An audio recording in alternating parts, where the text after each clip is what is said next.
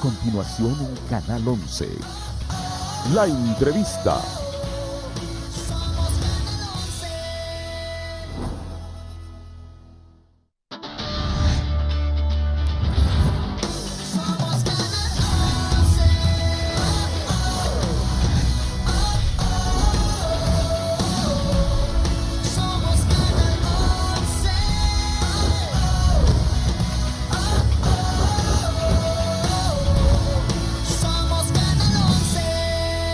Canal 11. Vive con nosotros. El siguiente programa es solo para adultos.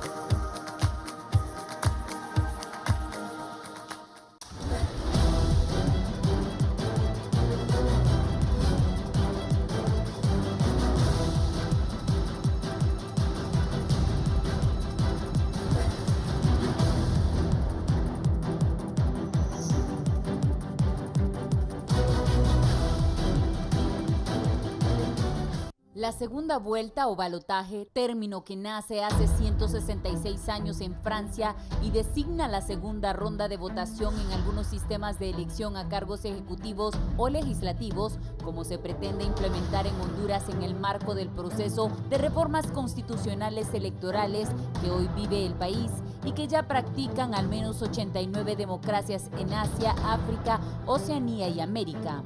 Otras reformas ineludibles para la maltrecha democracia local son el voto electrónico, tecnificar los órganos electorales y la identificación nacional, la ciudadanización de mesas electorales y la elección de diputados por distrito, entre otros. En Honduras la posición varía según el espectro político que se consulte.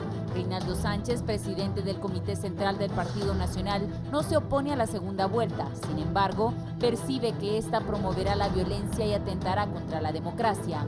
Sánchez reivindicó como válidas tesis como de dónde saldrá el presupuesto para hacer una segunda vuelta o si la oposición respetará los resultados del balotaje.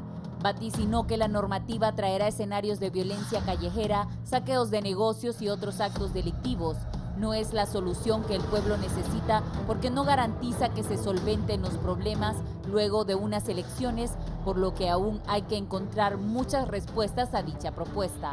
Los liberales, de su parte, autores de la iniciativa de ley para ese fin, presentada en enero por el diputado del departamento de Choluteca, Yuri Sabas, dijo que la segunda vuelta evitará que de nuevo se presenten los problemas de las elecciones de noviembre del 2017, que fueron muy apretadas, con muchos vicios y situaciones señaladas por la población.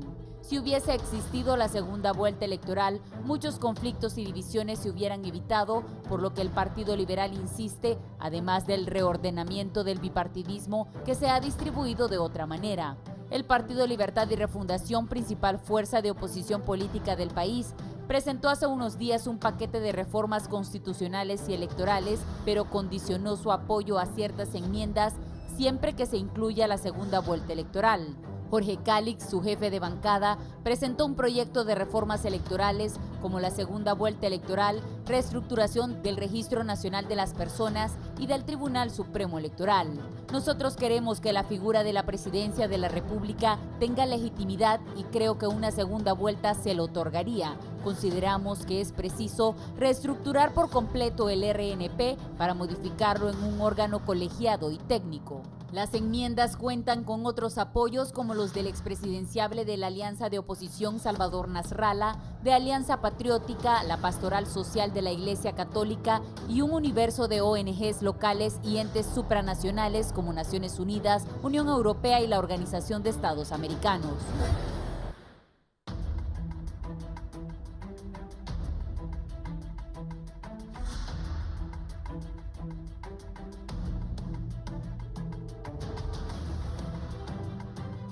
Hola, ¿qué tal están, amigos televidentes? Tengan muy buenos días. Les saluda Guillermo Paz Manueles y les doy la más cordial bienvenida a este su foro de las mañanas, la entrevista. Gracias por estar con nosotros. Hoy martes 15 de enero de 2019 vamos a cambiar un poquito la tónica de los debates. Siempre vamos a abordar desde luego el tema de la segunda vuelta electoral y las reformas electorales, cuáles son las expectativas. Ya el Partido Nacional dijo que ellos no van a avalar esta segunda vuelta electoral. Vamos a escuchar los argumentos, también los argumentos de expertos en este tema, pero por actualidad informativa y noticiosa, porque se considera un fenómeno social que no se puede obviar ni soslayar. Vamos a iniciar el foro de esta mañana con esta nueva caravana de migrantes. Se ha definido los éxodos masivos de personas saliendo de sus países, de sus territorios, como un derecho natural. Motivados por X o por Y razones, tienen el legítimo derecho de buscar mejores condiciones. Ahora bien, cuando dentro de estas situaciones se involucran elementos negativos, elementos adversos a esa naturalidad de movilización, ahí es cuando las condiciones van cambiando y la situación se puede tornar un tanto difícil.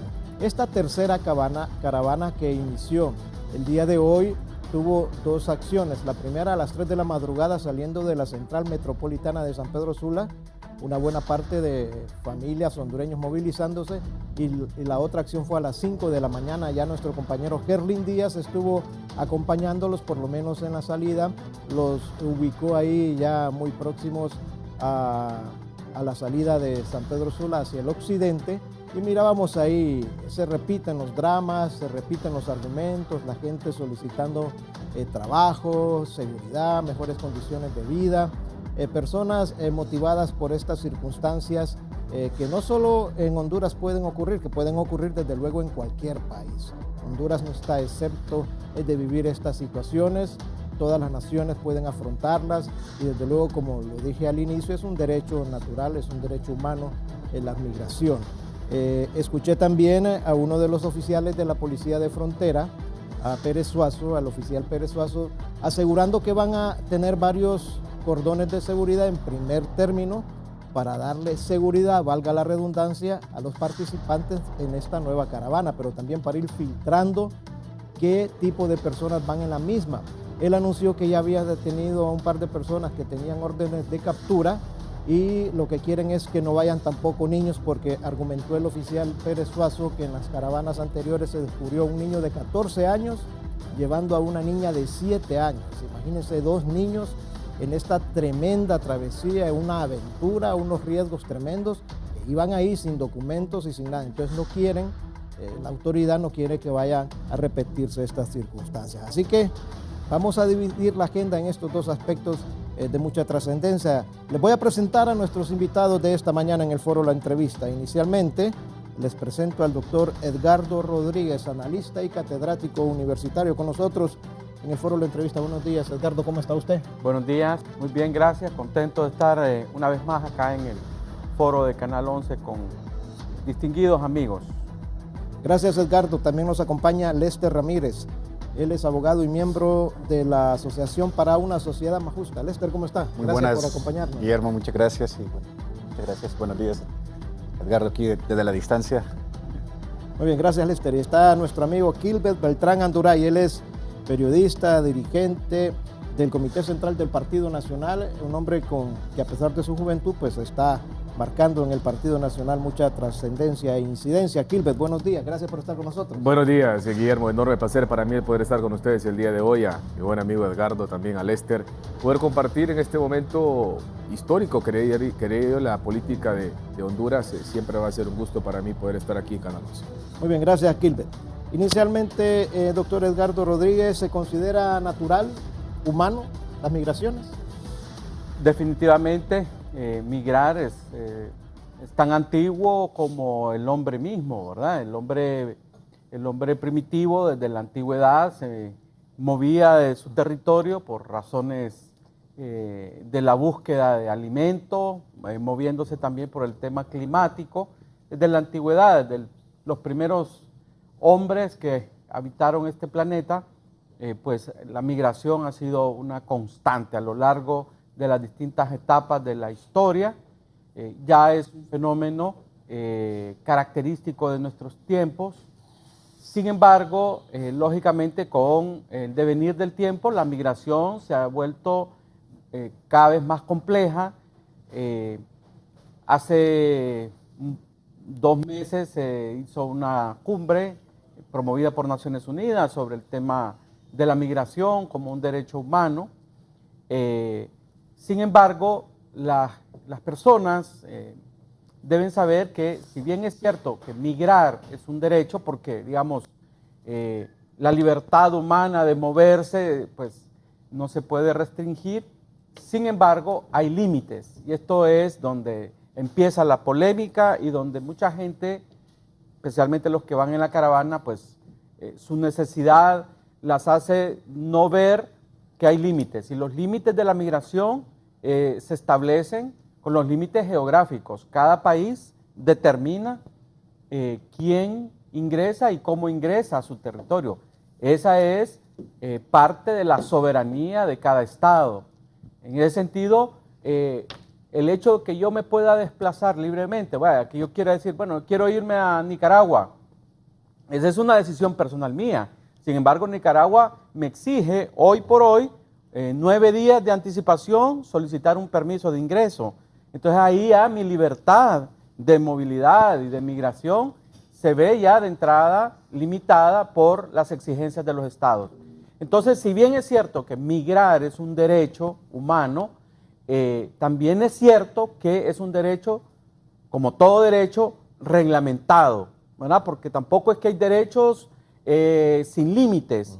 Todo derecho, toda libertad está rodeada, digamos, también de obligaciones y de ciertas restricciones.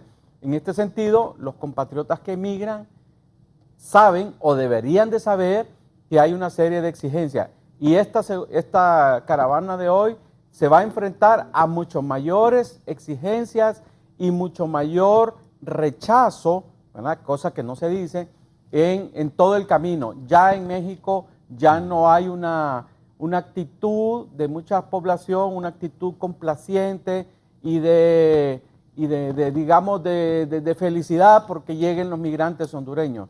Ya hay serias expresiones de rechazo. Entonces, estas cosas, quizás las personas que van en la caravana no escuchan radio, no ven televisión, o no lo quieren ver, o solo quieren escuchar a las personas que los están alentando a emigrar, ¿verdad? Lamentablemente, porque sí hay serias restricciones y cada vez va a ser mucho más, van a haber mucho más barreras, mucho más limitaciones. Así que la libertad de emigrar se ve cada vez más limitada por las exigencias de los estados. Muy bien, gracias, doctor. Y desde luego también, si vamos a migrar, hacerlo con las condiciones mínimas de nuestra documentación. No podemos salir del país sin nuestros documentos básicos, nuestra identidad.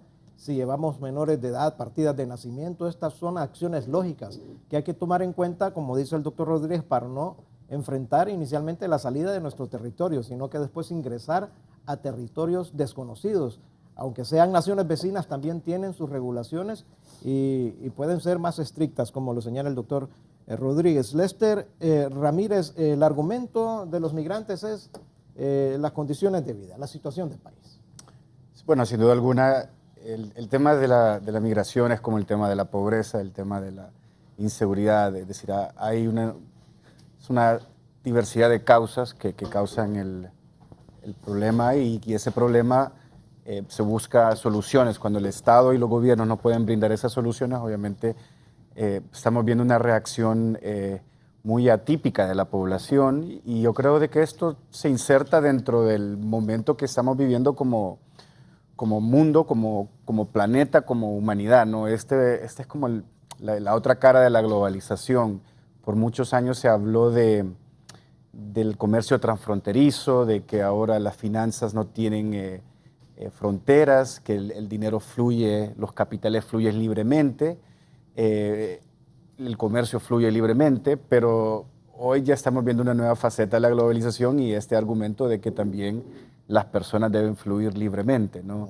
Entonces, desde el norte, los países del norte siempre buscaron instaurar esas políticas de libre mercado, de libre comercio, de apertura, pero estamos viendo que esta es la reacción ante una globalización que en cierta manera también ha generado y producido mayores desigualdades, ¿no? Entonces yo creo que por un lado se puede decir la otra cara de la globalización y obviamente tenemos en nuestra región, y aquí no solamente vamos a tomar en cuenta Honduras, sino también Guatemala y El Salvador, que venimos ya por varios años ya con problemas estructurales muy similares, un legado histórico de gobiernos autoritarios, de inestabilidad política, de problemas de inseguridad, problemas de pobreza, y todo esto se va acumulando, ¿no? Y las personas ahora, cuando se preguntan por qué las personas migran, bueno, porque han perdido la esperanza de que en su país y en que su gobierno se les vaya a dar respuesta, ¿no? Y ese realmente yo creo que es la gran pregunta que todos nos tenemos que hacer.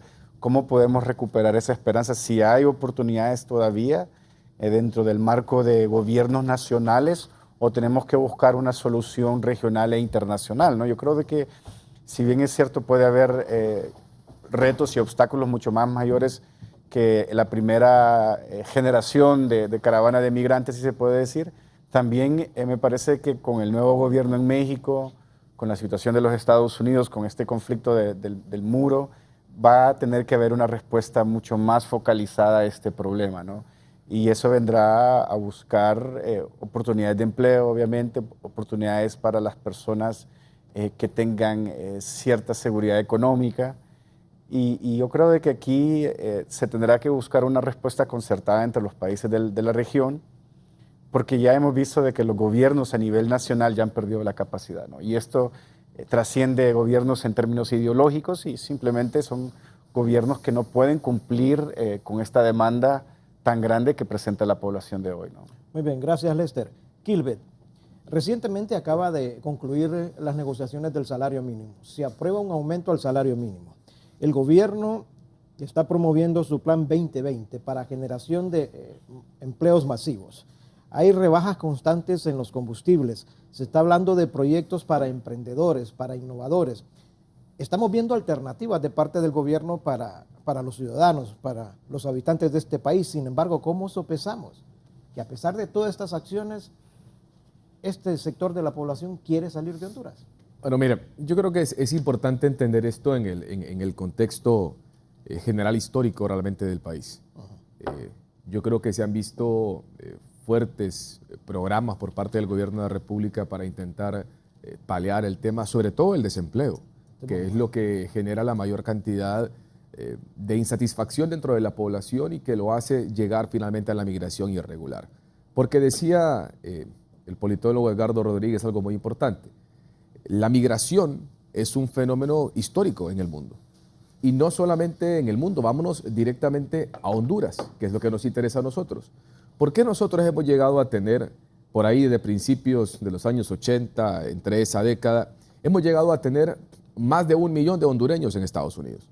Porque ha habido una migración que se ha convertido en una acción, un modus operandi habitual de miles y miles de compatriotas de ir a buscar un mejor futuro a Estados Unidos, ya sea por X o Y razón saliendo del país.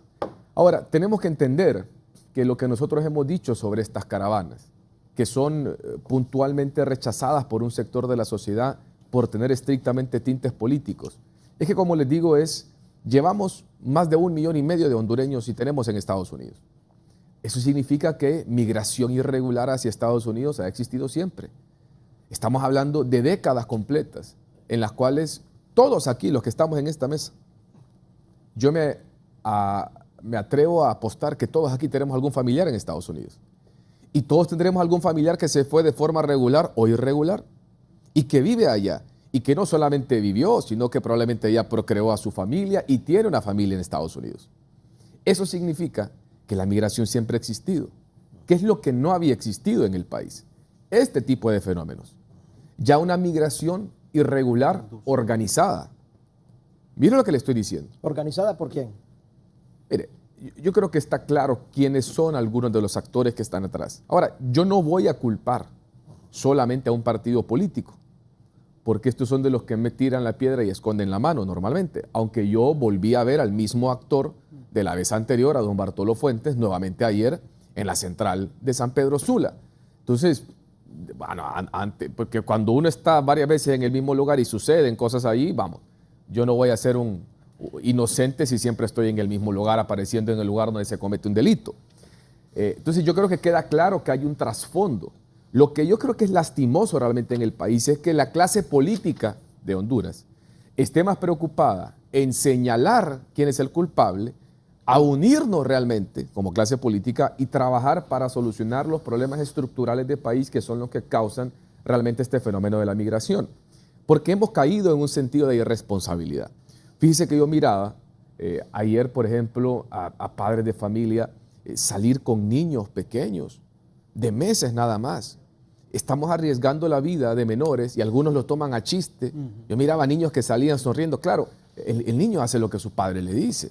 Entonces hay que entender que lastimosamente estamos perdiendo la óptica en cuanto a lo que realmente debe de ser el fenómeno de la migración. Que se tiene que trabajar fuerte, se tiene que trabajar fuerte. Que hay una responsabilidad de la clase política, existe una responsabilidad. Que hay una responsabilidad también de todos los gobiernos que han existido en nuestro país en los últimos 30 años, existe una responsabilidad. Que debemos de seguir trabajando en búsqueda de cómo vamos recortando los índices de desempleo, los índices de pobreza en el país para poder generar mayor estabilidad dentro de la sociedad. También vamos a estar completamente de acuerdo. Pero yo creo que este fenómeno de la migración debe de ser analizado realmente con el prisma y con la óptica que corresponde. Que el país en este momento pasa por algunas situaciones complejas, estamos totalmente de acuerdo. Y fíjese que, lastimosamente, Guillermo, lo que no podemos sacar de todo este contexto es siempre el ingrediente político. Y yo creo que eso es lo que nosotros estamos realmente lastimando. Que sobre estos fenómenos que están ocurriendo en el país, se organizan y luego se celebran por los mismos actores. Se organizan y se le quiere sacar rédito político a un drama humano, lo cual me parece a mí que eso es lo que nosotros no debemos de respaldar bajo ningún motivo ni circunstancia. Muy bien, muchas gracias, Kilber. También le damos la participación y desde luego la bienvenida al abogado Arístides Mejía, exministro de Defensa, analista político y social de nuestro país, con nosotros esta mañana. Abogado Arístides Mejía, ¿cómo está? La pregunta para usted y desde luego sus palabras iniciales. ¿Habrán motivaciones externas al derecho natural de migrar en esta nueva caravana? Sí, buenos días a todos. Un gran gusto estar aquí. Mire, yo creo que hay algunos, tanto de afuera como los mismos del gobierno, que tratan de utilizar el tema de la migración para fines políticos, eso es obvio. Más allá de eso, lo que hay es un drama humano que se va agravando. Honduras, lejos de estar haciendo una reflexión sobre cómo mejorar su economía y su democracia, está siempre inmersa en una discusión estéril de quién es el culpable, de quién es el que está promocionando esas caravanas.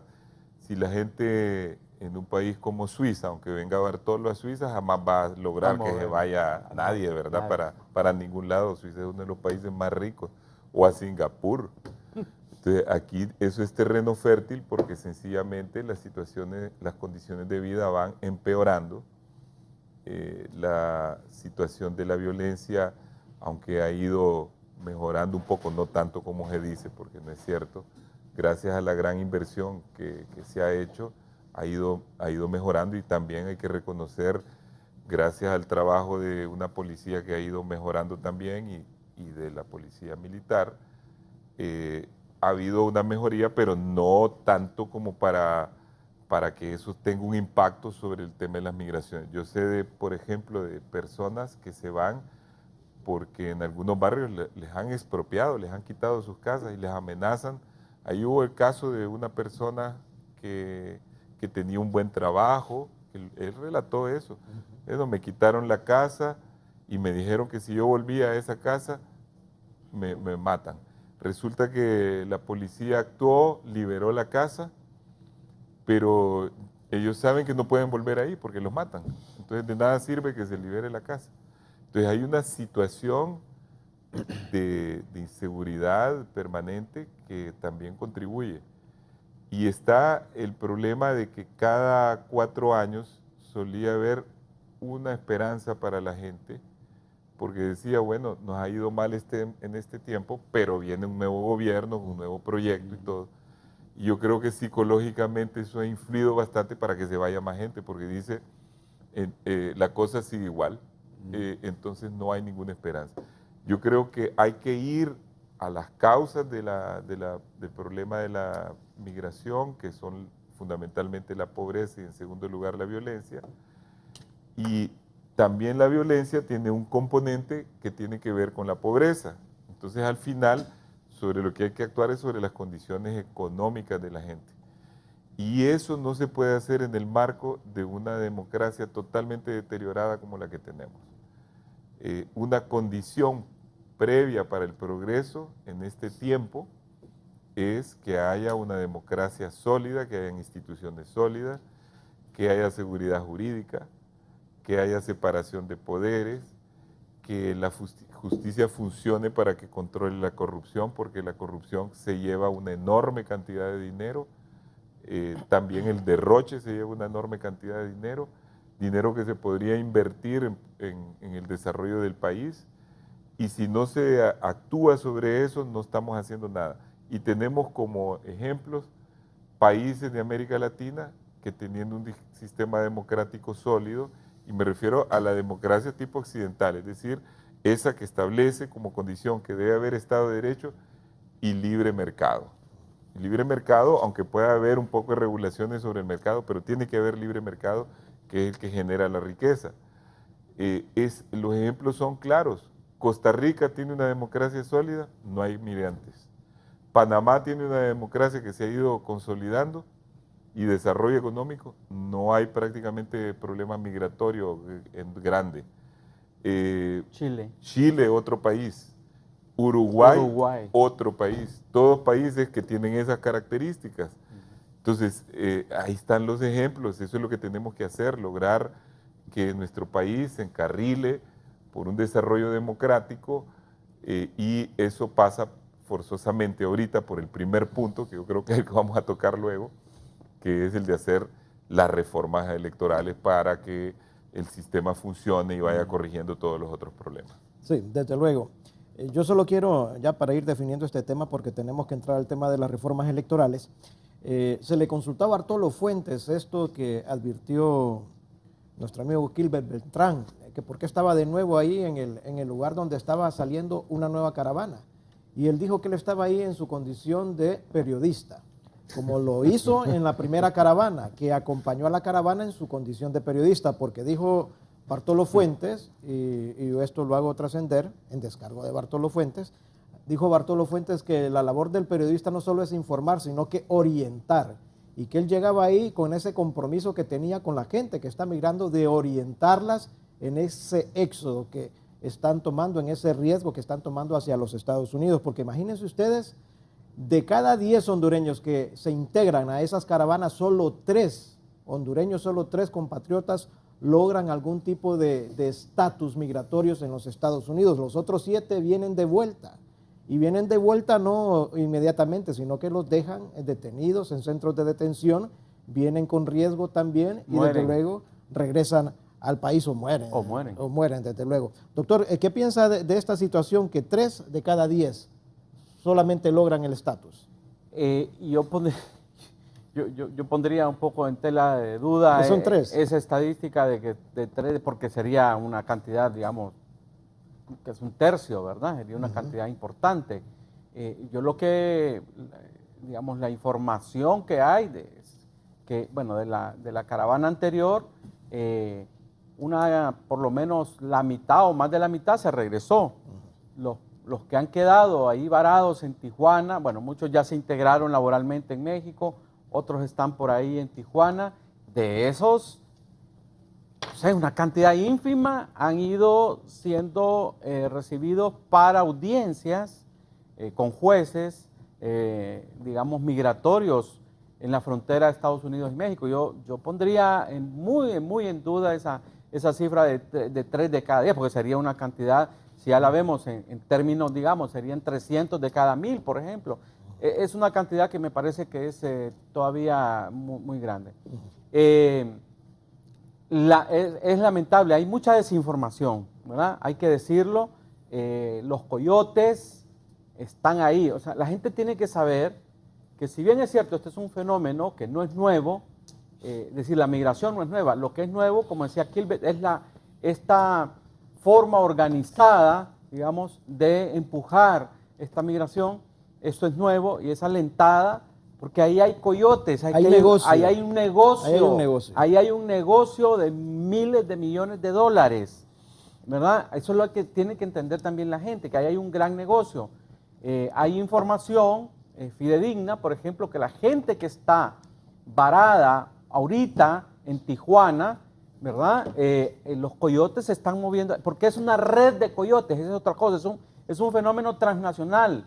Los coyotes funcionan desde acá, desde Honduras o desde Sudamérica hasta llegar a la frontera con Estados Unidos e incluso del otro lado también, es un negocio.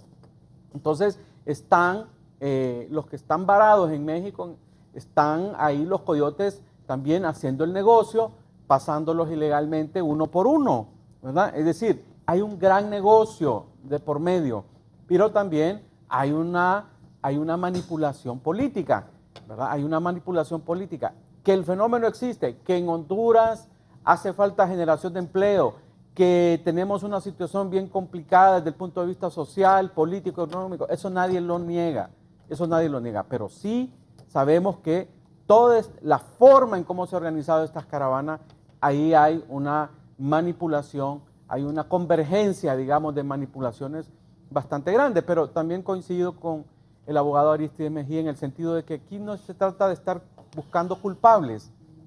Aquí lo que hay que hacer es buscar soluciones. Necesitamos paz, tranquilidad en el país, estabilidad en el sistema político, porque fíjense ustedes que lo que vamos a hablar sobre reformas electorales está intrínsecamente ligado con el tema de las caravanas. Si no hay estabilidad política, estabilidad democrática, como decía Aristides y ponía el ejemplo de varios países de América Latina, por muchos programas que el gobierno quiera abrir de generación de empleo, no vamos a encontrar esa paz, esa tranquilidad. Honduras, desde el 2009 hasta hoy, no hay estabilidad, no hay paz, no hay un ambiente de tranquilidad para la inversión nacional y extranjera.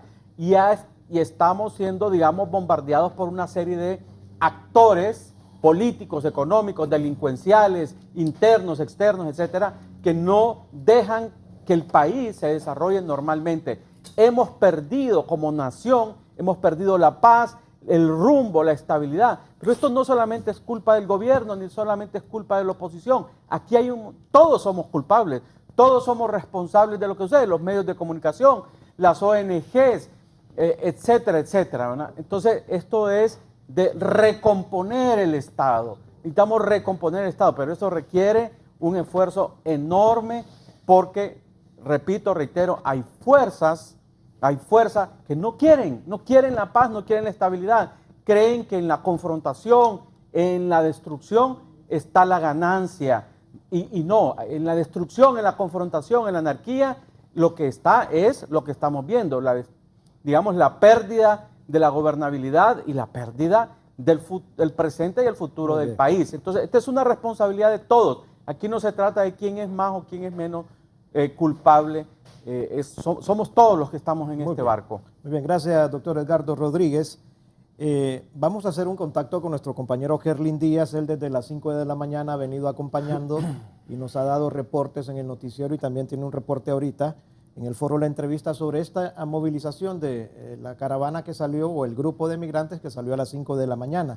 Tengo entendido que ya los migrantes deberían de estar, Gerlin, muy próximos a Cofradía o ya pasando Cofradía. Vamos con usted, Gerlin. Adelante.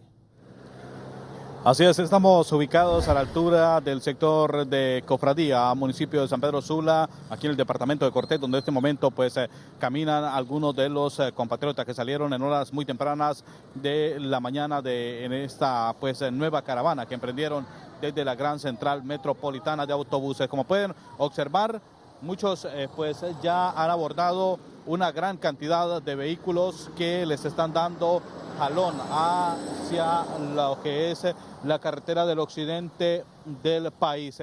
Han venido pues esporádicos los compatriotas aquí en este sector porque a muchos pues les han dado el típico aventón desde la gran central metropolitana de autobuses. En este momento vamos a tratar de darle seguimiento a algunos otros integrantes de esta caravana que no han tenido mayor fortuna de poder conseguir un aventón en este tramo carretero del occidente de nuestro país.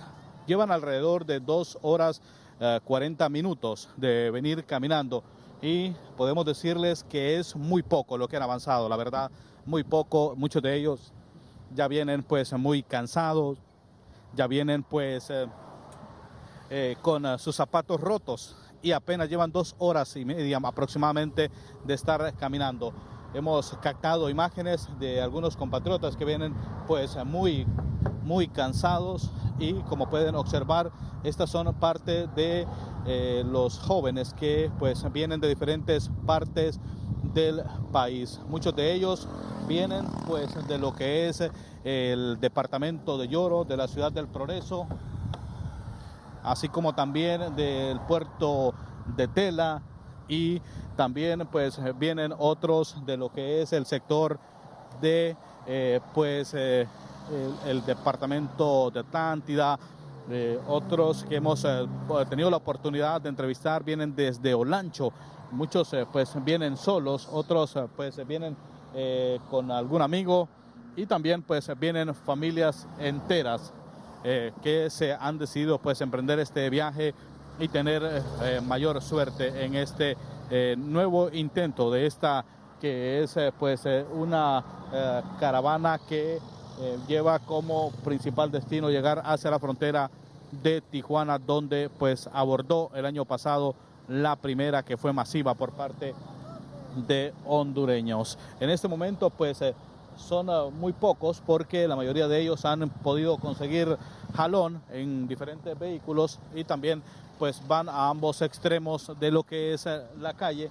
Muchos jóvenes también aprovecharon el viaje para hacerlos en grupo, porque de esta forma pues ellos están lo que es ahorrando el dinero del coyote, y todo eso pues según lo han manifestado les beneficia por la economía del trayecto. Vamos a tratar de seguir avanzando hacia lo que es pues la carretera del occidente, donde pues continúan la circulación de compatriotas. Hemos podido observar cómo algunos vehículos de paila pues les han dado aventón. Muchos de ellos durmieron en la gran central metropolitana de autobuses durante toda la noche, porque también una gran parte decidió salir en horas de lunes. Alrededor de las 9 de la noche ellos salieron de la gran central metropolitana.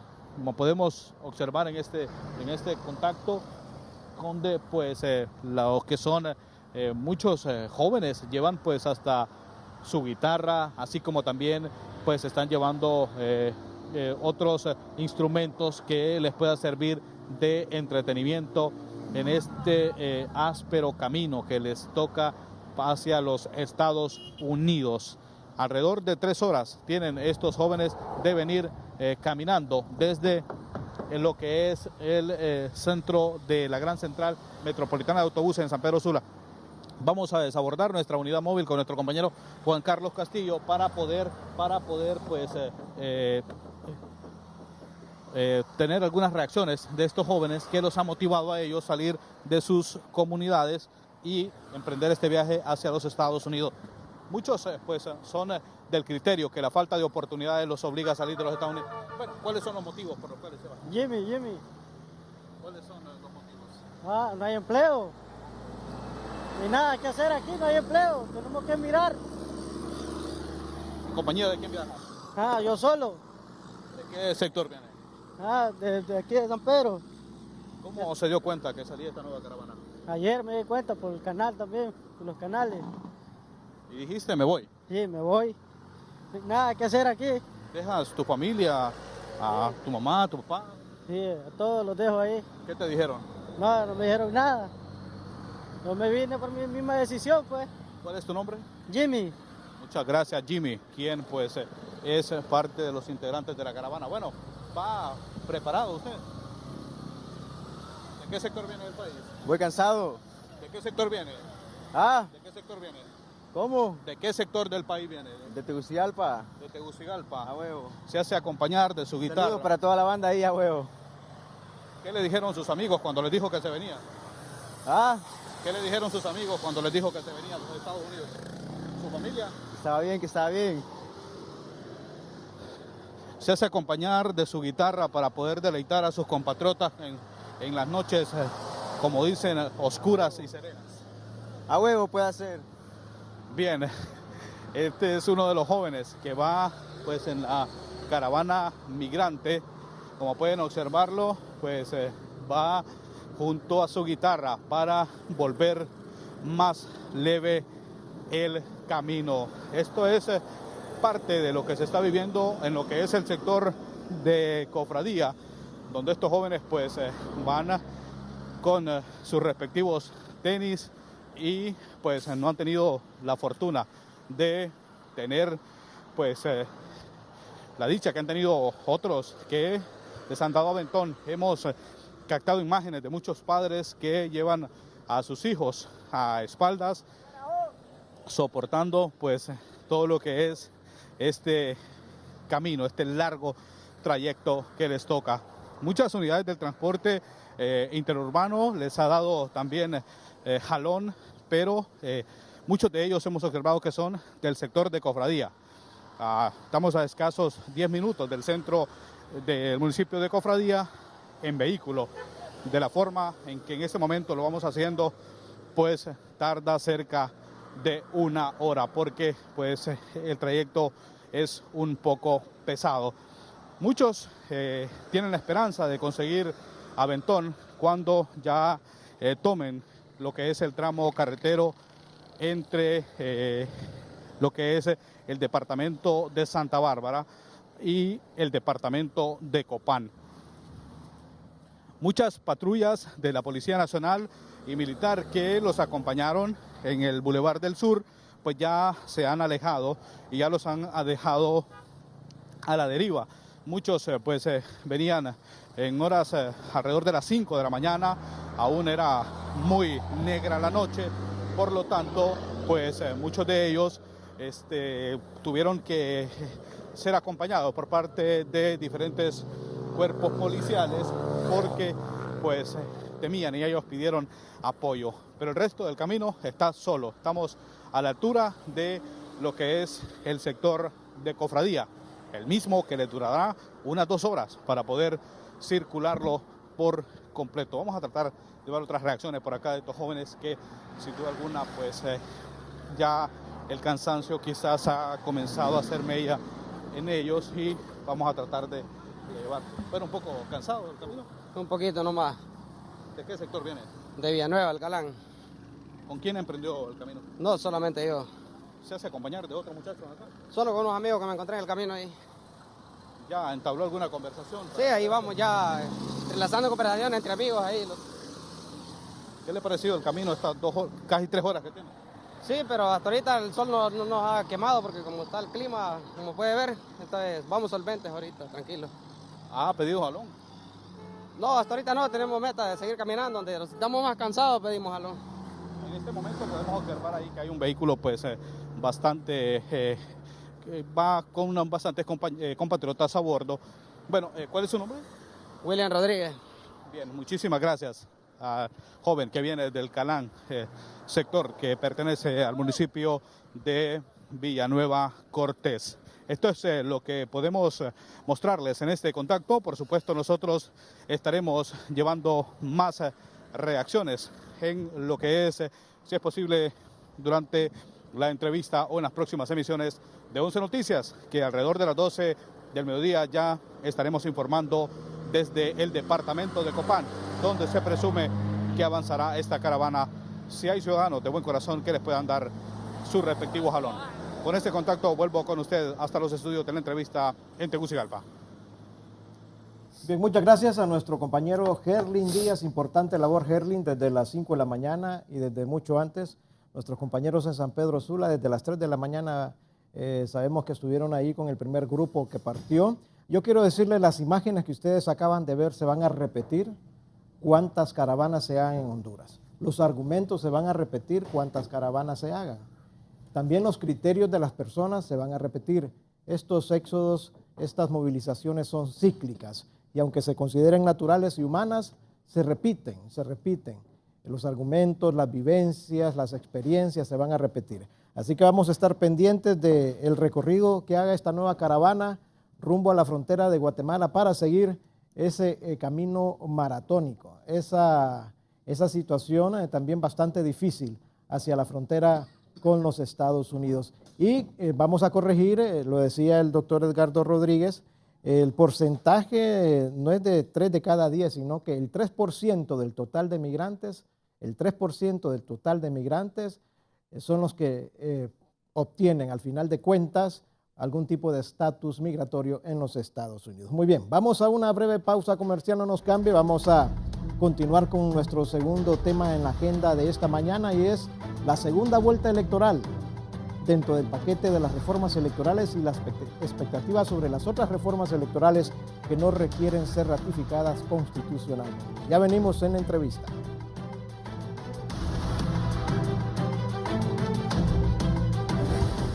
Ya volvemos con más de la entrevista con Raúl Valladares. Continuamos con más de la entrevista con Raúl Valladares.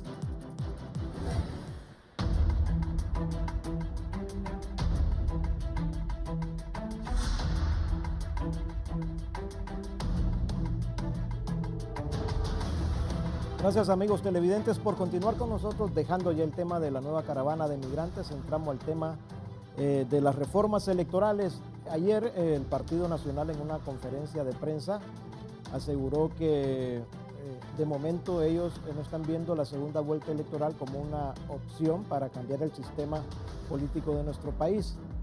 De ahí durante todo el día en muchos medios de comunicación se dijo que el Partido Nacional adversaba la segunda vuelta.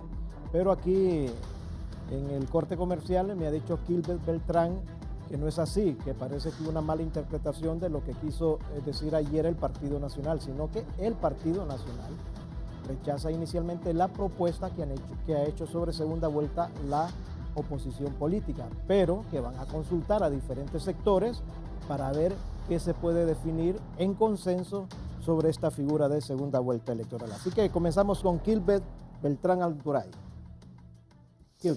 Gracias, Guillermo. Bueno, mire, gracias por la oportunidad porque creo que sí ha habido una tergiversación de lo que el Partido Nacional dio a conocer el día de ayer en cuanto a una conferencia de prensa, sobre todo de los sectores de oposición. Yo ayer en el Twitter le dedicaba un par a algunos candidatos de Libre que le decía que tienen que poner un poco más de atención, hombre, a lo que están diciendo porque luego salen con sendas declaraciones que no tienen absolutamente nada que ver con lo que fue la postura del Partido Nacional. De entrada, el Partido Nacional no se opone a una segunda vuelta electoral. A lo que el Partido Nacional se opone es a la propuesta que en este momento ha hecho la oposición del país y a la forma en que se quiere llegar a manejar una segunda vuelta electoral. Y le voy a hacer una serie de preguntas, por ejemplo.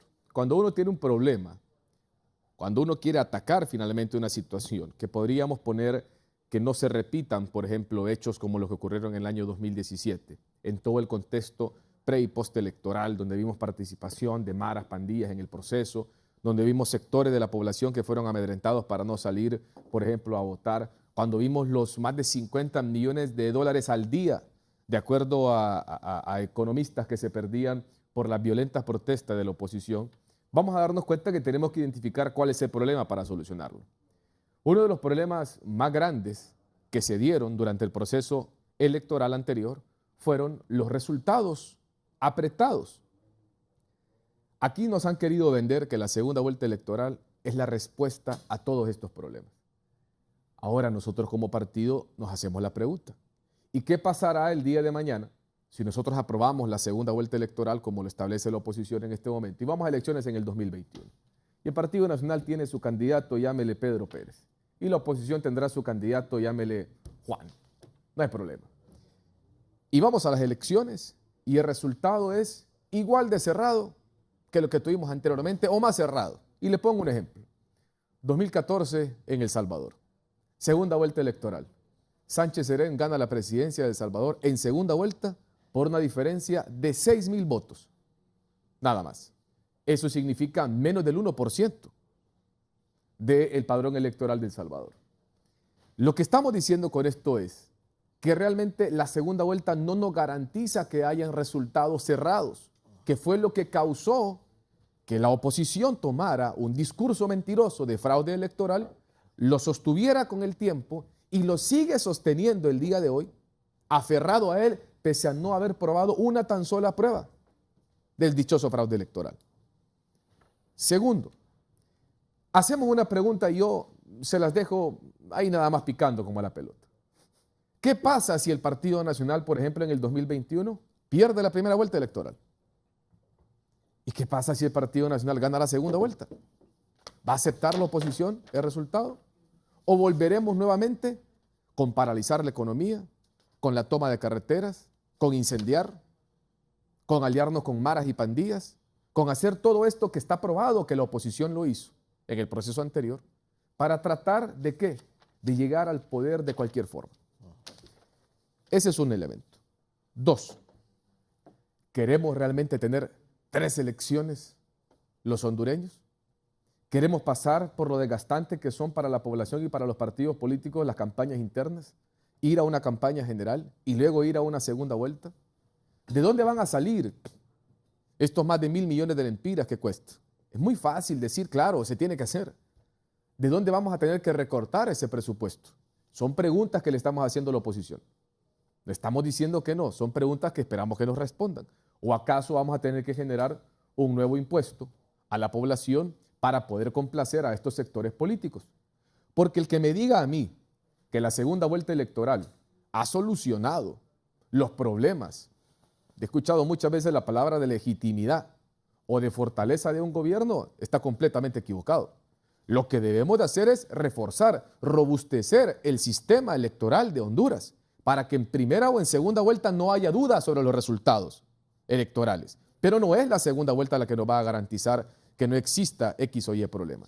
Y para cerrar con esta postura del partido, nosotros hemos dicho que lo que se debe de hacer es reunirse, platicar, por ejemplo, con gente de sociedad civil, platicar con los diferentes gremios, que se debe de platicar finalmente con todos los actores interesados y esperar que incluso otros partidos políticos que no se han pronunciado sobre ese tema de la reforma electoral de segunda vuelta puedan llegar a tener una propuesta para que nos escuchemos todos, para que finalmente tengamos una propuesta de segunda vuelta electoral, si es que tanto se quiere o tanto se plantea como la solución más importante para todos los problemas electorales en el país, pero que sea de acorde a la situación real que tiene Honduras. Porque aquí estamos viendo una caravana en este momento. Hay problemas que se tienen que atacar, que son prioritarios, que no tienen que ser estrictamente los que los políticos, por finalidades, vuelvo y repito, políticas querramos hacer en este país. Entonces, el Partido Nacional en ningún momento ha dicho que no. El Partido Nacional ha dicho que escucharemos a diferentes sectores, que vamos finalmente a apoyar una propuesta de segunda vuelta electoral que sea la que se pueda llegar a aplicar en Honduras, pero no simplemente porque aquí queremos aprobarla, porque volvemos y repetimos, no garantiza que la oposición el día de mañana no te vaya a tomar las carreteras, no vaya a saquear, que no vaya a tener acciones. Y mire, cierro con esto. Si no acabamos de tener nosotros como Partido Nacional, lo más cercano a enfrentarse a una oposición es segunda vuelta. ¿Qué es lo que pasa en la segunda vuelta electoral históricamente en los países en los cuales está? Que en la segunda vuelta la oposición se une, normalmente. ¿Qué acaso no lo acabamos de vivir nosotros? Fíjense que aquí es curioso. Nosotros tuvimos una coalición de partidos políticos con una figura política. Una figura como Salvador Narrala que no le importó traicionar sus principios, su filosofía, su ideología, como un hombre que siempre ha sido muy ligado a la derecha. Él no le importó por llegar al poder, se fue con Libre. Se fue con un partido de extrema izquierda. Y fue responsable de todo lo que se terminó causando en el proceso postelectoral en el país. Y todavía hoy en día sigue con un discurso que es completamente mentiroso del fraude electoral. Pero se unieron también con Pino. Esas fuerzas políticas unidas compitieron contra quién realmente. Pero con todo el respeto que se merece el Partido Liberal, tiene más problemas al interno que en este momento no le hacen ser un partido competitivo realmente en elecciones. Entonces ya lo enfrentamos. No piensen y no digan que es que el Partido Nacional tiene miedo. Si ya los enfrentamos y los vencimos en las urnas. En lo que sería un proceso similar a una segunda vuelta electoral. Solo que en primera. Entonces, veamos esto y busquemos soluciones, robustezcamos el sistema electoral. Por ejemplo, Hablemos del Tribunal Supremo Electoral. Hablemos del Registro Nacional de las Personas. Hagamos reformas de verdad importantes que nos permitan garantizar, blindar el sistema. Que saquemos la justicia electoral, por ejemplo, del Tribunal Supremo Electoral y que sea un órgano independiente el que va a manejar esta justicia electoral, que va a conocer de los diferentes quejas o recursos que se interpongan por malos procesos que se hayan dado durante el proceso electoral, valga la redundancia. Hablemos, por ejemplo, de una nueva estructura dentro del Registro Nacional de las Personas. Si ya no va a ser un director y dos directores, si van a ser magistrados, si van a haber representantes de los diferentes partidos políticos, si pueden haber representantes de la sociedad civil. Eso deberíamos de estar hablando. Hablemos del censo electoral, porque después salen diciendo que los muertos votan. Yo le hago, tenemos segunda vuelta, con el mismo censo, con el mismo tribunal, con el mismo registro, ¿qué van a decir? Veamos y tenemos que entender que al final del día lo que debe de existir es una serie de reformas electorales que nos garanticen que en Honduras haya un proceso con mucha mayor confiabilidad. Muy bien, gracias, Gilbert. La semana pasada, en el Congreso Nacional, uno de los coordinadores de la bancada de Libre, el abogado Jorge Calix, presentó la propuesta de Libre sobre reformas electorales. Todos los cronistas parlamentarios que estábamos en ese momento esperábamos ver un poco más allá de esa propuesta de Libre, pero Libre solo presentó prácticamente dos reformas. Habló de la nueva estructura del Tribunal Supremo Electoral dividido en dos instituciones, uno para administrar el proceso y otro para seguir la justicia electoral, para darle cabida a la justicia electoral. Y también la nueva conformación o estructura del Registro Nacional de las Personas. Libre no presentó segunda vuelta, no presentó nada de la constituyente, no presentó otros temas que ellos han venido abordando durante muchos años atrás. Y se hizo la interrogante, ¿qué pasó con Libre? De ahí, Tony García, que es el representante de Salvador Nasralla, o fue el representante de Nasralla en las mesas del diálogo nacional, dijo que esa propuesta de Libre se había quedado corta porque no incluía la segunda vuelta electoral. Quiero consultarle al abogado Aristides Mejía. ¿Cómo ve, abogado, usted como una persona muy próxima, muy cercana al ingeniero Salvador Nasralla? Sí, voy a hablar en esos términos, pero también en mi concepto permanente sobre lo que es el tema electoral, porque como he estado vinculado a ese tema, y lo he estudiado un poco y veo los ejemplos de otros países, creo que hay que verlo más allá de las situaciones momentáneas que se dan, porque en las situaciones momentáneas están solamente los intereses de los partidos y peor aún los intereses de los individuos. De acuerdo. Y eso es lo que ha afectado el proceso de reformas en Honduras. Primero, hay que decir una cosa. El sistema, cuando no hay segunda vuelta, es un sistema que funciona únicamente cuando el país es bipartidista, como en Estados Unidos. Porque en Estados Unidos, aunque haya un resultado estrecho, porque siempre se puede dar, eso aunque haya segunda vuelta, estamos de acuerdo. Se dio, por ejemplo, en la contienda entre Bush y Gore. Ahí hubo un problema grande, tuvieron que ir a los juzgados, a los tribunales para resolver ese problema y duró como un mes. ¿Se acuerda de ese gran problema que hubo en Estados Unidos debido a eso? Entonces, no estamos exentos de que se den resultados estrechos solo porque hay segunda vuelta. Esa es una verdad. Pero la otra verdad que no hay que ocultar, y eso es lo que creo que el Partido Nacional está queriendo ocultar, es que cuando existen varias fuerzas políticas grandes, ninguna fuerza por sí sola puede obtener el 50%, o rara vez. Es casi imposible. Lo que hace que un gobierno de inicio ya va débil, como lo hemos visto y constatado con este gobierno. Porque si una elección, un partido saca un 30 o un 30 y pico %, en la realidad es menos, porque a eso hay que restarle la gente que no votó, es decir, la que se abstuvo, o la que emigró, o la que no pudo ir ese día por cualquier motivo. Lo que da que el gobernante en realidad que está llegando al poder lo está haciendo como con un 20%.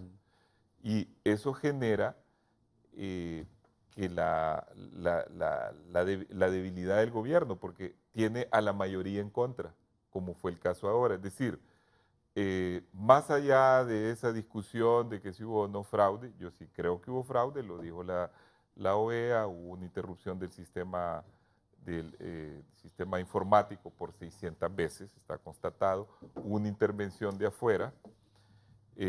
Nosotros remitimos un informe técnico sobre eso. Más allá de esa discusión, está el hecho de que la mayoría de los hondureños votaron entre liberal, por el Partido Liberal, y por la Alianza.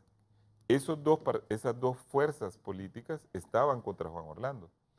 Si hubiera habido una segunda vuelta, lo más probable es que esas dos fuerzas se hubieran unido y hubieran solucionado cualquier problema, incluso el del fraude. Si hubiéramos tenido una segunda vuelta en las elecciones del 2007, no se hubiera producido esa situación, porque en la segunda vuelta el triunfo de la oposición hubiera sido tan contundente que ni siquiera un fraude hubiera podido pararla. Ese es un punto. El segundo punto es el argumento económico. Me parece una gran hipocresía que el Partido Nacional venga a hablar del dinero que hace falta para esa segunda vuelta, cuando aquí las organizaciones de sociedad civil han estimado que la corrupción se lleva 50.000 millones de lempiras, no 1.000 como dicen ellos. Además, no vale 1.000 una segunda vuelta. Las elecciones generales pueden costar 1.000, pero la segunda vuelta es más barata aún que las primarias, y las primarias fueron como en 500, porque en la segunda vuelta, con las mismas estructuras que ya están desplegadas, que se hicieron en la primera vuelta, con la emisión de un material más simple, porque se trata de una papeleta donde solo salen dos opciones, los dos candidatos que quedan. No se trata de hacer ese montón de papeletas de diputados, de alcaldes, porque eso ya queda electo en la primera vuelta. Y la logística ya queda Y la en los logística municipios. ya queda montada en los municipios y todo. Hasta eventualmente se pueden utilizar las mismas casillas, en fin, bueno, es una vuelta mucho más barata. Pero venir a alegar eso, o venir a alegar, por ejemplo, que los daños que se causaron después de las elecciones, que hubo un gran daño económico al país, cuyo principal responsable es el Partido Nacional, porque el Partido Nacional, desde que impuso la reelección, creó una crisis, que es una crisis que viene desde hace 10 años en el país, desde el 2006 que se empezó a hablar de ese tema y empezó el problema, y no hemos salido de ese problema, por lo cual una de las reformas más importantes debe ser también el tema de la reelección. Entonces estamos hablando de plata, y con esto termino. Estamos hablando de que en el saqueo de Seguro Social hubo 6.000 millones, que en el saqueo de Ministerio de Agricultura se habla por ahora de 300, pero parece que va a llegar a 900. Que hubo un saqueo en el INJUPEM, que hubo un saqueo en el INE, que hay derroche en este gobierno, mucho más allá de ese dinero. Que el Partido Nacional en las elecciones, se habla de 50 millones de pérdidas diarias en la crisis más cruda del periodo postelectoral. Pero ¿cuánto dinero se gasta en las elecciones? ¿Cuánto dinero diario gasta el Partido Nacional en las elecciones? No son 50 millones también. ¿Y de dónde procede ese dinero? Si no es dinero, puede ser dinero, y creo, dinero mal adquirido, una buena parte de dinero. Entonces, me parece que ese argumento no va. Hay más cosas que yo podría decir sobre la segunda vuelta y la necesidad imperiosa que tenemos de esa segunda vuelta, y que sí da resultado en la mayor parte de los países de América Latina, porque casi todos la tienen, y por lo cual nosotros debemos de hacer énfasis más en esa reforma que en las demás. Muy bien, gracias, abogado Aristides Mejía. Lester Ramírez, sus puntos de vista sobre segunda vuelta. Mire, bueno, escuchando aquí a los compañeros en el panel, obviamente van a haber posturas políticas, ¿no? Este es un debate meramente político en términos partidistas del cálculo electoral. Sin embargo, yo creo que la población, la audiencia, también requiere generar sus propios criterios, ¿no? Sin duda alguna, la segunda vuelta no es la panacea a los problemas del sistema electoral hondureño. Es parte, es una pieza del rompecabezas, ¿no? Como decía Gilbert, sin duda alguna hay que trabajar el órgano electoral. Ya no hay que llamarle tribunal porque no imparte justicia. El tema del censo electoral es otra pieza del rompecabezas. La justicia electoral es otra pieza, es otra pieza del rompecabezas. Pero todas estas piezas tienen que tener un componente o un denominador común y es confianza. Si no se trabaja en una serie de reformas y esas reformas no generan resultados que produzcan confianza, tanto una primera como una segunda vuelta electoral no funcionarán, ¿no? Y eso yo creo que la población sí merece conocer esa verdad, ¿no? Por otro lado, sin duda alguna, hay pros y cons con respecto a la segunda vuelta. 12 de los 18 países de América Latina tienen segunda vuelta en este momento. Países como Nicaragua, Venezuela y Honduras no tienen segunda vuelta. México es otro que no tiene segunda vuelta y ahora mismo ya se está abriendo un debate sobre cómo poder llevar esa reforma después de estas elecciones que vio prácticamente al PRI tener un enorme golpe en sus intereses, ¿no? Sin embargo, yo creo que la segunda vuelta en un contexto como el que estamos viviendo nosotros ahora mismo es una válvula de escape saludable. Es una válvula de escape que puede brindar esa legitimidad que necesita un presidente o un candidato presidencial en situaciones donde las fuerzas políticas, como dijo también Arícides, ya no tienen esa capacidad de mover un voto como hace 10 años o hace 15 años. Y eso yo creo que es importante que la población también reconozca eso. En Honduras, cuando se entra al proceso democrático, ya a inicios de los 80s, la constitución, que vale aclarar es una de las primeras constituciones de la era democrática en América Latina, no contemplaba la segunda vuelta justamente porque había ese bipartidismo, ¿no?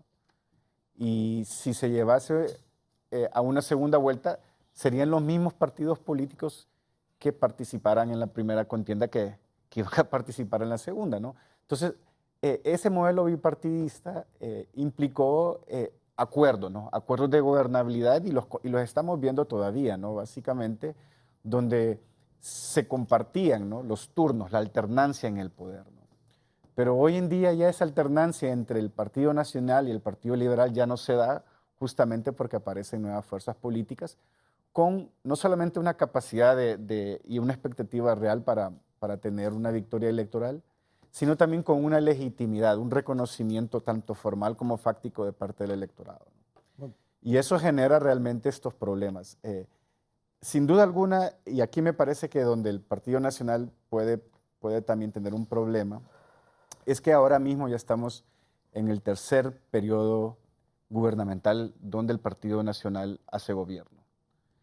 Ya hay un desgaste, ya hay un fuerte desgaste, ¿no? Un desgaste del mismo proceso de hacer gobierno, que genera un desgaste, pero también las crisis que ha tenido el país, ¿no? Tanto el tema de la reelección, el tema de los escándalos de corrupción, los problemas de pobreza, los problemas de inseguridad, ya esto le va generando un desgaste al Partido Nacional, donde si prevé tener un escenario donde se pueda mantener la primera vuelta, posiblemente el Partido Nacional, si también dentro de ese cálculo político considera de que ningún otro partido o ninguno otro partido se van a aliar, va a terminar ganando con 35-40% del voto válido del electorado. Es decir, en un escenario donde no tengamos una segunda vuelta y el Partido Nacional llega a ganar de nuevo en una cuarta ocasión consecutiva, va a tener un gobierno con serios problemas de legitimidad como debe tener ahora.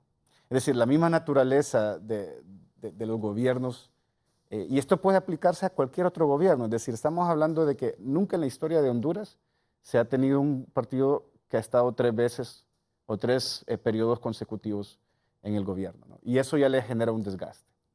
Y ese va a ser un problema que yo también estoy ya previendo como politólogo en este tema, ¿no? De que si no se mantiene o si se mantiene la primera vuelta, lo que vamos a tener en la próxima contienda electoral, además de la conflictividad, además de la violencia, es que también podemos tener un resultado donde el Partido Nacional pueda ganar de nuevo, pero gane con un gobierno y llegue a tener un gobierno muy, muy débil en términos de legitimidad. Es decir, y eso sí es, creo que un tema que hay que tomar en cuenta.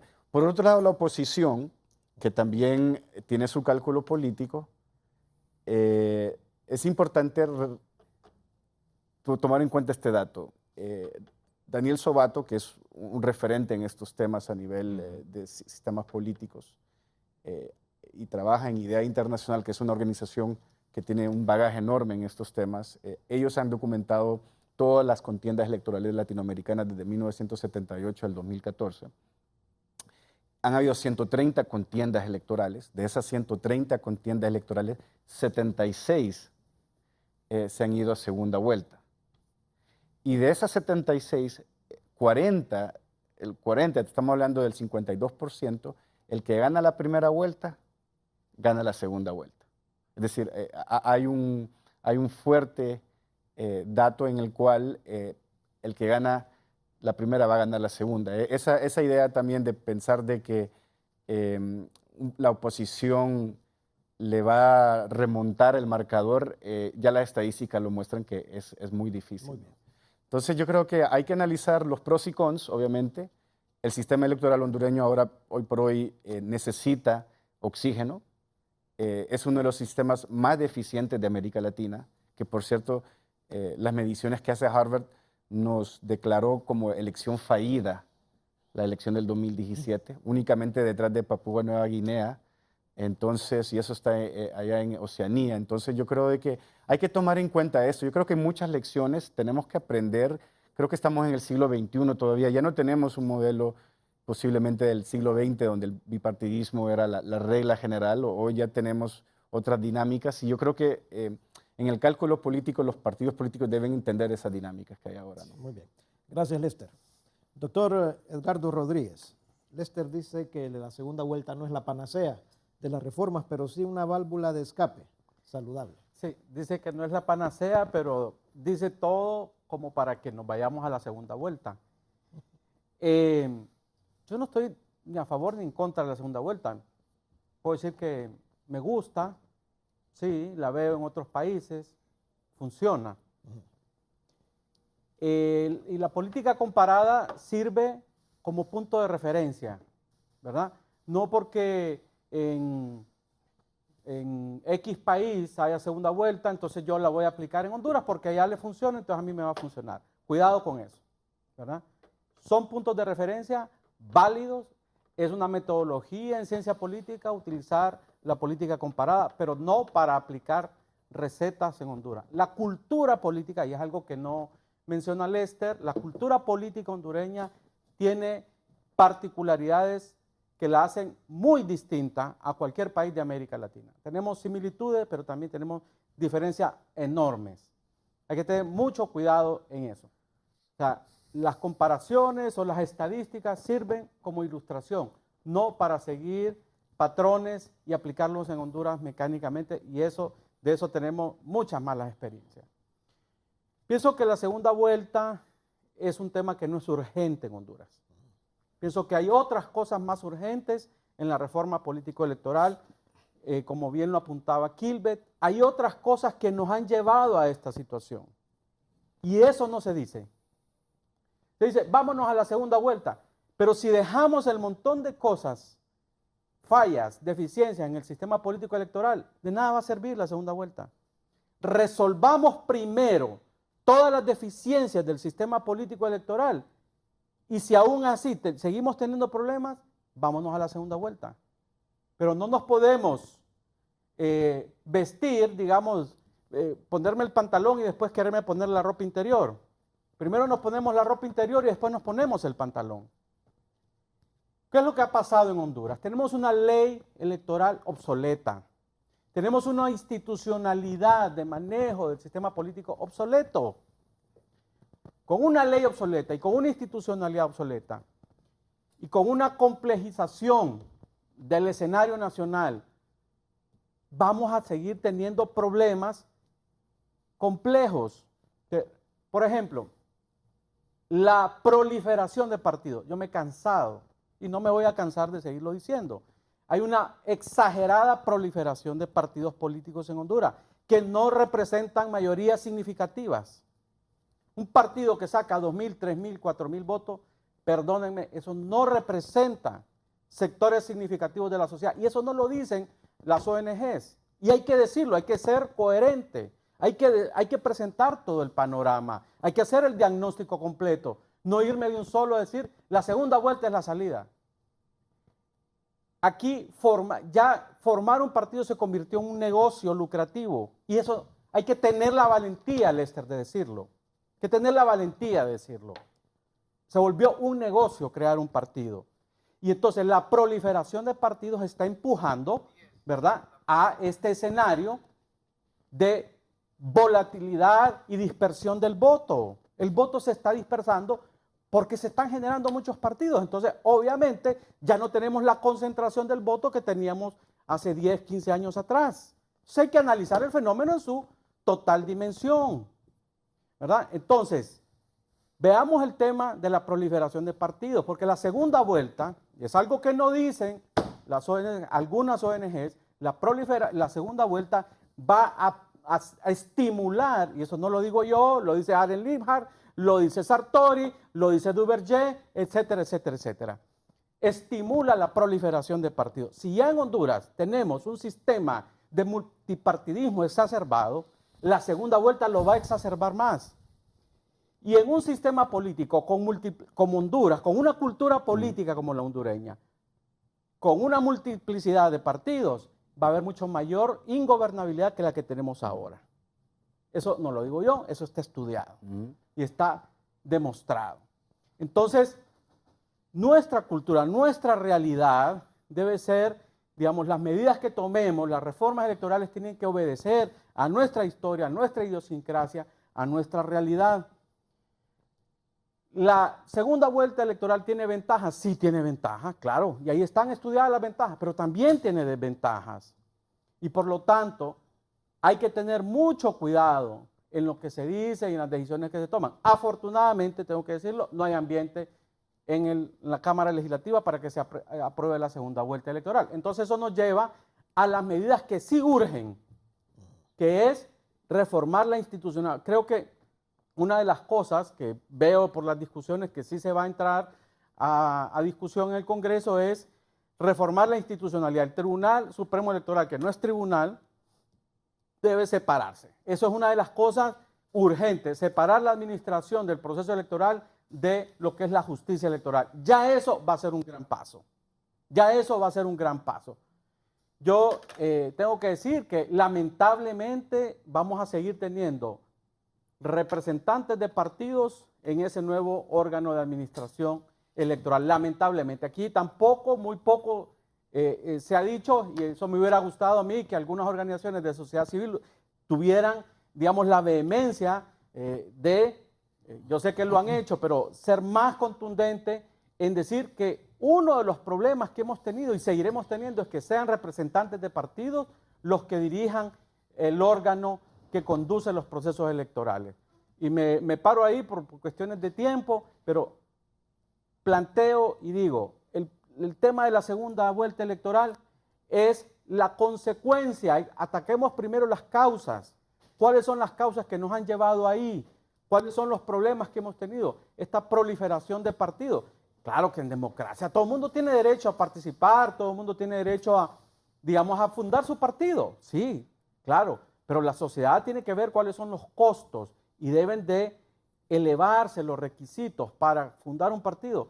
Fíjate que no es posible que una misma persona le dé varias veces la firma para formar distintos partidos. Eso no se ve en ninguna parte del mundo y en Honduras sí. Entonces hay que revisar los requisitos para formar un partido y para mantenerlo en la contienda, que es otra cosa que la ley electoral, digamos, tiene sus vacíos. Muy bien, gracias, doctor Edgardo Rodríguez. Vamos a una breve pausa comercial. Venimos con los aportes finales y las conclusiones de nuestros invitados. No nos cambien, ya regresamos.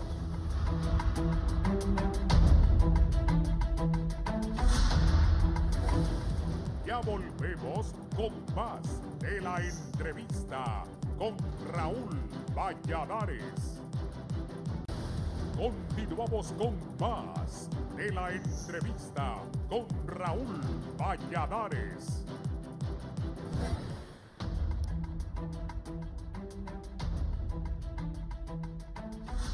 Gracias amigos televidentes por continuar con nosotros. Estamos en la recta final y como nuestros invitados van a tomarse un par de minutos para sus recomendaciones y conclusiones finales, vamos a iniciar con el abogado Arístides Mejía. Abogado, sus conclusiones, sus recomendaciones finales.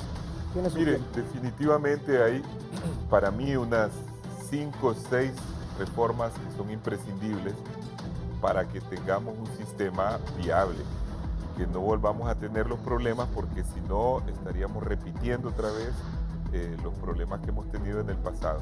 Y esas reformas son, 1, terminar de una sola vez con este tema de la reelección. Ahí hay que ir para mí a un plebiscito, ver si el pueblo está de acuerdo o no está de acuerdo.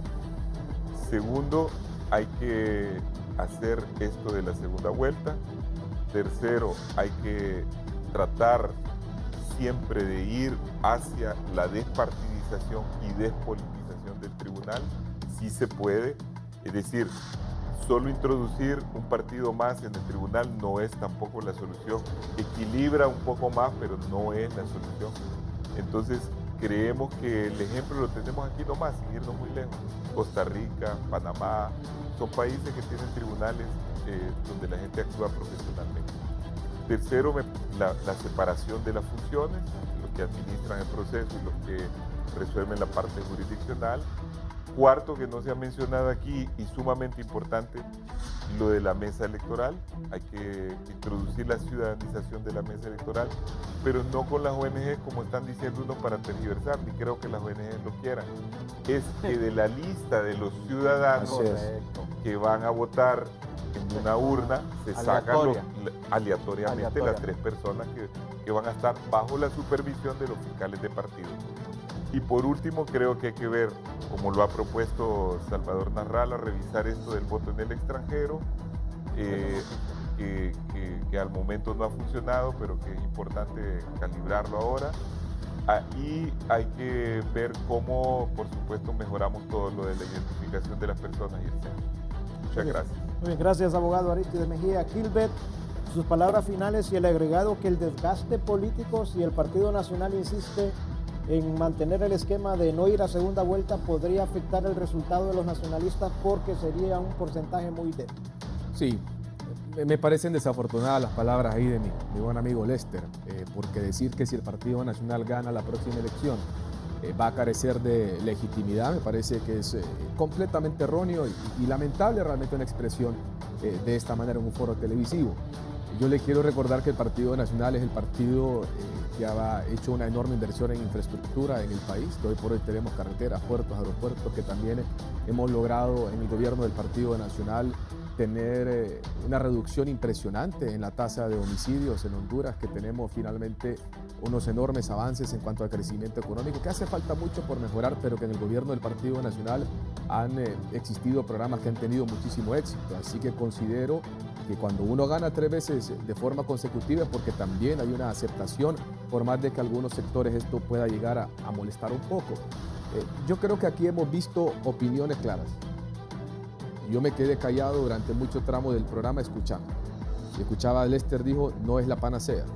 Decía Arístides Mejía, no tiene que ser necesariamente la solución. Y decía don Edgardo, puede tener problemas. Lo que estamos de acuerdo es que ninguno de los 3 fue lo suficientemente claro en decir que la segunda vuelta es la solución para los problemas de los resultados apretados electorales que se pueden dar en Honduras. El problema es que haya segunda vuelta o no, la oposición, que ya se alió en primera vuelta en lo que sería casi una segunda vuelta electoral, como lo vimos en las elecciones anteriores, no van a reconocer los resultados. Vuelvo y les repito, la segunda vuelta, y les puse el ejemplo de El Salvador, donde se ganó por 6.000 votos por Sánchez Serén. La segunda vuelta no garantiza que no haya resultados apretados. Lo que tenemos que garantizar nosotros es robustecer, fortalecer el sistema. Por eso estábamos completamente de acuerdo. Vamos a reformar el Registro Nacional de las Personas, vamos a reformar el Tribunal Supremo Electoral, vamos a hablar del tema de justicia electoral, vamos a hablar, por ejemplo, de la despolitización de las mesas electorales, como bien lo decía el abogado Mejía. Hablemos de todos esos temas, pero no querramos venderle al pueblo hondureño que la segunda vuelta soluciona los problemas electorales en nuestro país. Ya les puse un ejemplo. ¿Qué pasa si el Partido Nacional gana en segunda vuelta por un corto margen en el 2021? ¿Van a aceptar los resultados? No. Y vuelvo y les repito la otra. Otro escenario. ¿Qué pasa si el Partido Nacional pierde en primera vuelta electoral? Y nos vamos a segunda vuelta y ganamos. ¿Volverán otra vez las tomas? ¿Volverán otra vez los saqueos? ¿Volverán otra vez los incendios? ¿Volverán otra vez los daños irreparables a la economía dentro del país? Esas son las cosas que nos tenemos nosotros que realmente preguntar. Que debemos de caminar hacia un sistema electoral que vaya perfeccionando nuestra democracia. Esa es la postura del Partido Nacional. Yo le quiero recordar al pueblo hondureño. El Partido Nacional fue el primer partido político que llegó ante la Comisión de Reformas Electorales al Congreso Nacional de la República y presentó claramente sus reformas, dentro de las cuales estaba, por ejemplo, lo que decía el abogado Mejía, la ciudadanización de las mesas electorales. También hablamos de los diputados por distritos, hablamos de cómo ahora lo reconoce el abogado Mejía, lo importante que es regular la figura de la reelección presidencial. Eso lo hemos dicho nosotros como Partido Nacional. Y que van a haber mayores propuestas de reformas, también van a existir por parte de nosotros. Pero no queremos que al pueblo hondureño se le meta simplemente en la cabeza que es una solución la que se tiene para todos los problemas. Y vuelvo y repito, el Partido Nacional no está en contra de la segunda vuelta electoral. Está en contra de la forma en que está planteada en este momento por parte de algunos sectores de oposición. Construyamos una propuesta que sea finalmente aplicable a nuestro país, que sea económica, porque parece que aquí súbitamente el dinero sobra en Honduras, que sea económica y que sea sobre todo que nos garantice que nos va a traer paz, tranquilidad y desarrollo a Honduras. Porque un país dividido, un país con ingobernanza, con sectores políticos que solamente se están dedicando a apedrear a quien está intentando gobernar, no va a poder salir adelante. Muchas gracias, Gilbert. Lester, por favor. Muchas gracias. Bueno, para concluir, yo creo que es importante que la población, que la teleaudiencia se haga su propia opinión, tenga hechos claros, transparentes sobre este debate, ¿no? Es decir, aquí hay dos mundos, ¿no? El mundo de lo que debería ser y el mundo que es, y el mundo que es realmente la realidad que vamos a tener. Las reformas electorales, tal como están planteadas hoy en Honduras, únicamente van a ser potables aquellas que sean adecuadas para los intereses políticos partidistas. Y eso yo creo que hay que reconocerlo. Hablar de segunda vuelta en este momento, si bien es cierto, es una opción que puede oxigenar el sistema. Nadie dice de que es la solución a los problemas. El sistema político hondureño no tiene la capacidad para atender tantas reformas a la vez, ¿no? Yo creo que eso es muy importante. Sin embargo, aquí el punto es generar confianza. Generar confianza, me parece que podemos hacer todas las reformas, los partidos políticos puedan generar todas las nuevas leyes, puedan eliminar nuevos partidos emergentes que nacen de maletines, de todo eso que hemos estado hablando hoy. Sin embargo, si no se genera confianza, y eso es lo que está haciendo falta. En el 2005 prácticamente se utilizó por primera vez la ley electoral que tenemos ahora mismo. Se estrenó el Tribunal Supremo Electoral, ¿no? Y en esas mismas elecciones no pudo hacer su trabajo el Tribunal Supremo Electoral y tuvo que venir la Embajada de los Estados Unidos. Y esa es la pregunta que nos tenemos que hacer, ¿no? Es decir, queremos que la Embajada de los Estados Unidos, la Unión Europea, la Organización de Estados Americanos decida nuestras elecciones. Esa es la pregunta. Entonces, esperemos de que la clase política tomen las decisiones más sensatas, vea de que hay temas que requieren contextualizar al sistema multipartidista que tenemos hoy y veamos que estos procesos generen confianza. Desde nuestra trinchera como organizaciones de sociedad civil, nosotros no tenemos ningún interés en participar dentro de la mesa de toma de decisiones porque este es un tema meramente entre partidos políticos, ¿no? Nosotros lo que hacemos es el rol de control democrático. Muy bien, muchas gracias, Lester. Doctor Edgardo Rodríguez. Gracias, ha sido un gusto estar con Gilbert, con Aristides y con el amigo Lester. Pienso que no hay consenso, siento que la lectura que hacemos del Congreso es que no hay consenso para la segunda vuelta electoral. No porque sea buena o mala, porque tiene ventajas y tiene desventajas. Lamentablemente dependiendo de la óptica, se ven solo las ventajas o se ven solo las desventajas. Pero fácticamente no hay condiciones para la segunda vuelta. Entonces concentrémonos a donde hay urgencia y donde sí puede haber consenso, y es en la reforma de la institucionalidad. Repito, reitero, ahí me gustaría ver algunas organizaciones de sociedad civil insistir en que no deben ser representantes de partidos los que integren estos órganos de administración de los procesos electorales. Sobre eso concentrémonos en las cosas urgentes. Si nos concentráramos ahí, podríamos tener un impacto fundamental en el resto de reformas electorales. Pero si vamos a hacer un ente administrador electoral integrado por partidos políticos, como lo hemos hecho siempre, vamos a tener el mismo resultado, los mismos problemas. Esa es una de las fuentes de las crisis políticas, la forma en cómo está integrada por representantes, por activistas de partidos, el órgano electoral. Hagamos lo que hacen los países con democracia fuertes, como la costarricense, que la tenemos ahí cerca. No son representantes ni activistas de partidos los que integran el ente electoral. Hagamos las buenas prácticas. Y sobre eso yo quiero invitar a las ONGs que andan promoviendo reformas electorales, que se concentren en ese detalle que provocaría un enorme beneficio al sistema político electoral en Honduras. Dejemos de perder el tiempo en reformas que no hay consenso.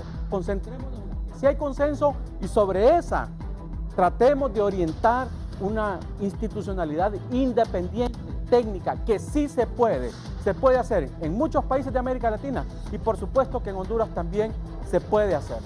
Gracias, Edgardo, gracias, Aristides, gracias, Lester, y gracias, Gilbert, por haber estado con nosotros. No hay tiempo para más, amigos televidentes, que estén bien el día de hoy. Con permiso.